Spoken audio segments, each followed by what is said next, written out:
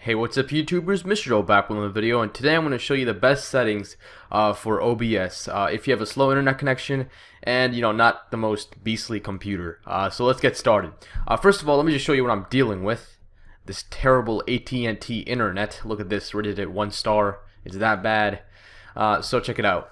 I have like 1.8, 1.9 upload. And I'm assuming you're watching this video because you don't have like the highest upload speed, or maybe you have like the slowest computer. In that case, this video is still gonna help you out.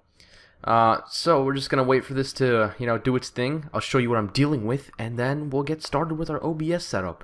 Now my quality was awesome. I spent basically a whole day freaking messing around with the settings, testing all the resolutions and stuff. And I definitely came out with the best one. It's smooth, there's no pixelation. It's pretty awesome. So right now, as you can see, it's 1.8. It flickers, I don't know. At daytime it's 1.9, and at this time it's this. I'm getting Comcast internet on Wednesday. They have like 10 upload, so at least that'll be cool. But now you guys see what I'm dealing with. So if you're close to these speeds, you guys know what to do. So make sure you test your speed first, so you deal with. The most important speed here is the upload speed. Ignore everything else. This is the most important, the upload, because you're gonna be uploading footage.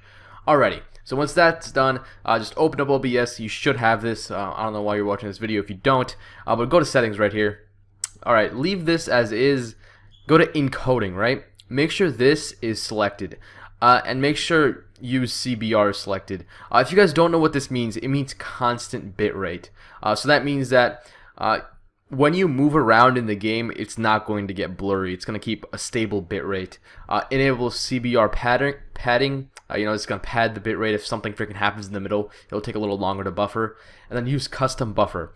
Now this is where your max bitrate, your upload speed comes useful. So if you guys remember, my upload speed was 1.8. I don't know what yours is, but in kilobytes, it's 1,800.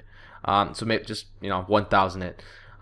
Now, a lot of people say use 80% of your speed.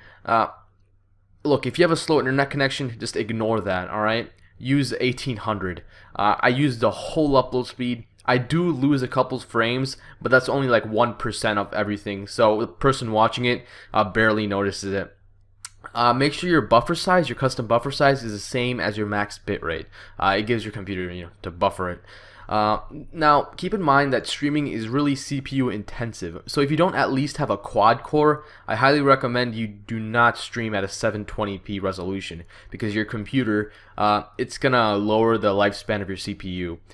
This is why a lot of people have two PCs. One's for streaming and the other one is for gaming.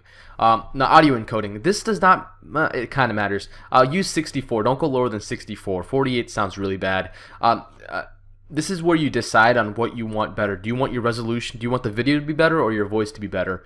I chose obviously video over that. Now let's go to broadcast settings. This is not really important. Let's go to video. Alrighty. So now I'm assuming you're gonna want to play games, right? So make sure you go into your game and set your video game's resolution to 1280 by 720. That way your computer has to do less work. So make sure that you base resolution custom this to this. And then resolution downscale is going to be 0 because you're already streaming at 720p. Audio, there's nothing important here. Advanced, this is where some cool stuff comes in, alright? So, normal, keep this normal, do not change this. Some of you are going to be, well, I don't know. This does not make it look better, it just freaking stresses your CPU.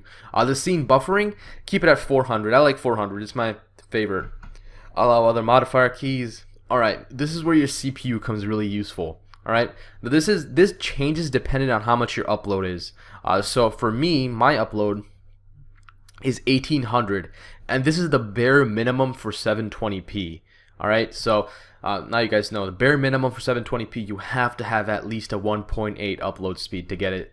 So once you have that set up, this is where your CPU processor come in. Now, if you have like a balling CPU, like you have an i7, right? It doesn't matter what you have, or an 8-core 83 or FX 8350. That's what I have on my computer.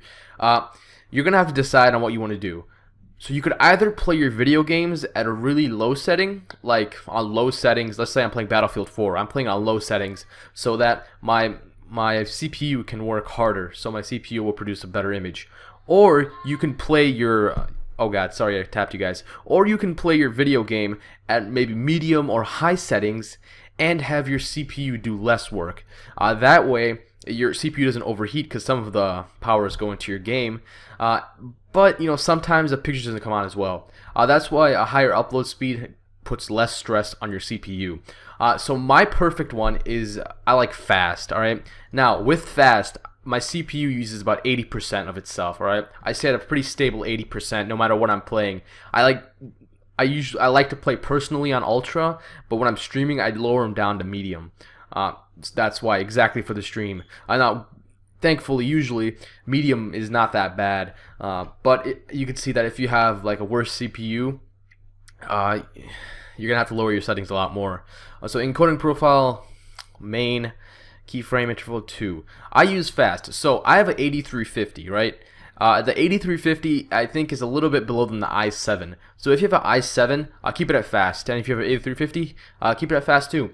Now if you have a lower one, this is where your upload speed is gonna need to do some of the heavy lifting. If you have a lower CPU class than the two I just provided, then you're gonna want to go to faster. Faster is a little bit harder than very fast. Very fast is default, but I noticed that fast with my speed is absolutely, I love it. It's amazing.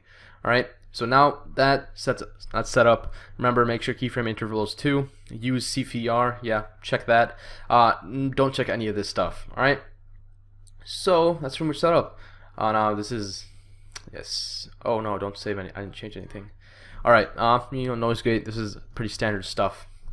Alrighty. So now you guys know all the settings. Now this produced some awesome Battlefield 4 footage for me. So let me see if I can go there right now. Alright, you might have noticed a cut in there. My whole email, my personal email address showed. But now that we're here, I want to show you how good the footage looked. So let's just skip forward. You guys probably can't even hear the audio because I'm not playing it. So I don't know if it's gonna translate well, but I will put a link to this preview in the description below. So hopefully you can see it for yourself. So these are the exact same settings I just showed you, and they're pretty amazing. I really like these settings.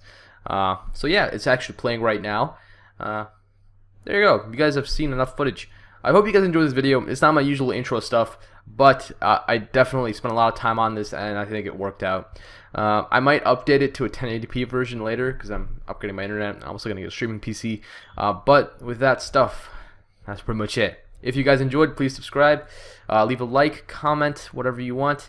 Yeah, that's pretty much all. Thank you guys for watching. I'll see you next time.